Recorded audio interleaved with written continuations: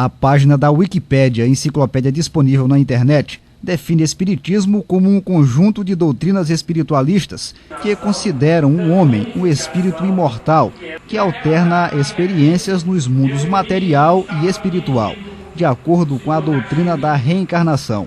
Muitos ainda veem o espiritismo como uma seita cercada de muitos mistérios, mas para quem é adepto da filosofia espírita, encontra nesta doutrina uma forma de praticar virtudes como o amor e a paz entre os homens. A doutrina espírita, como o próprio nome a gente fala, doutrina espírita, né, ela vem baseada, né, através do nosso irmão Kardec, que foi codificada, em um tripé.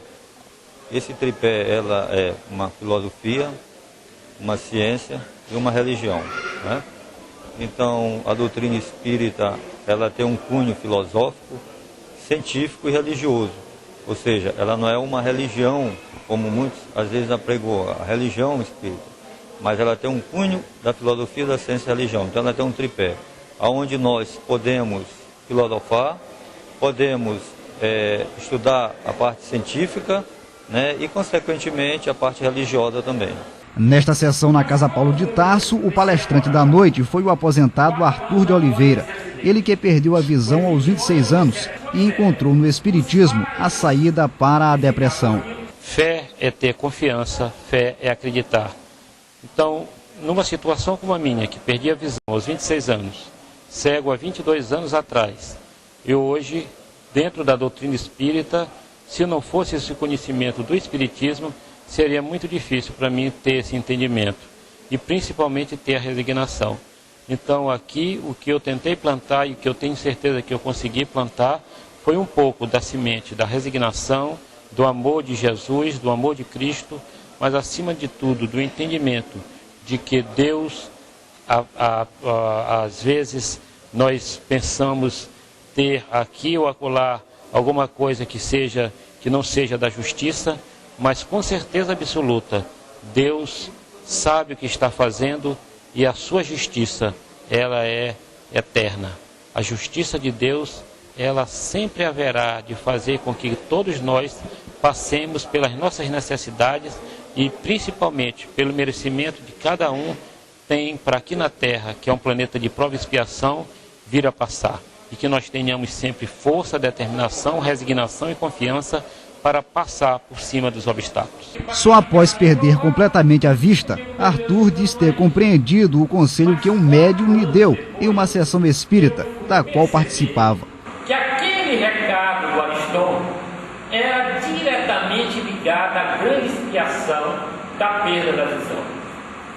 E quantas vezes eu pude passar o recado do otimismo, da fé, da confiança em Deus, através da grande resignação que me foi dada por Deus e pelos espíritos de luz, através do conhecimento da doutrina espírita. Durante as palestras, duas palavras foram destacadas: resignação e confiança. Palavras bem conhecidas por Zé Dias, que participou da sessão. O tema dele foi sobre resignação. A palavra resignação, ela é igual a uma frase que tem no Pai Nosso. Seja feita a vossa vontade. O ser humano tem que ter resignação porque é a vontade de Deus. Então a doutrina espírita, ela tem palavras, tem frases que alimentam o corpo como alimenta a alma. Então o ser humano tem que acreditar que ele não morre, que ele irá para outra vida e essa outra vida é uma vida que Deus determinou. Então por isso ele tem que acreditar, ter fé. Fé na doutrina espírita que ela tem, volto a dizer, tem alimento para o corpo e para a alma. A depressão é o mal do século. E com confiança, com resignação e acima de tudo com fé, a pessoa não encontra, não enfrenta e não conhece a depressão. Por quê? Porque acima de tudo, o conhecimento da doutrina espírita nos leva ao entendimento de que quaisquer que sejam os obstáculos à nossa frente, eles serão sempre transponíveis na medida que nós acreditamos e confiamos na espiritualidade maior. Porque estamos aqui em prova ou em expiação, mas acima de tudo, estamos aqui pela bondade e pela misericórdia de Deus. Para os espíritas, assim como para outras religiões, a morte não existe em sua plenitude. A matéria retorna à origem e a alma permanece.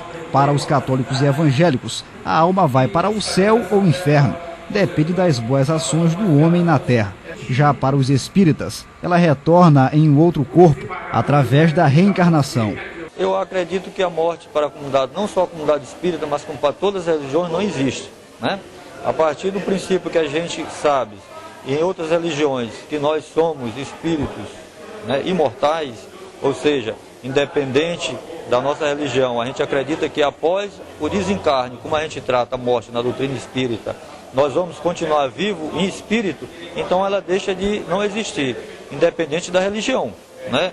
Ou seja, quando a gente vai para a religião, uma determinada religião, que fala sobre o inferno, o purgatório e o céu, então a gente não morreu, né? Porque a gente deve ir para algum local.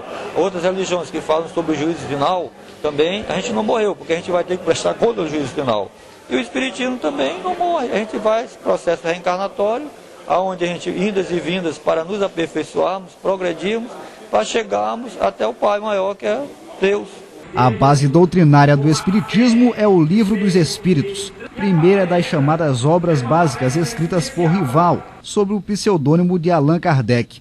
Neste livro consta o resultado preliminar dos diálogos estabelecidos por ele em diversas reuniões mediúnicas, com o que seriam espíritos desencarnados. A obra é dividida em 1018 tópicos no estilo pergunta-resposta, ordenados didaticamente pelo pedagogo. As questões levantadas em um livro dos Espíritos serviram como base para os demais livros que compõem a codificação espírita.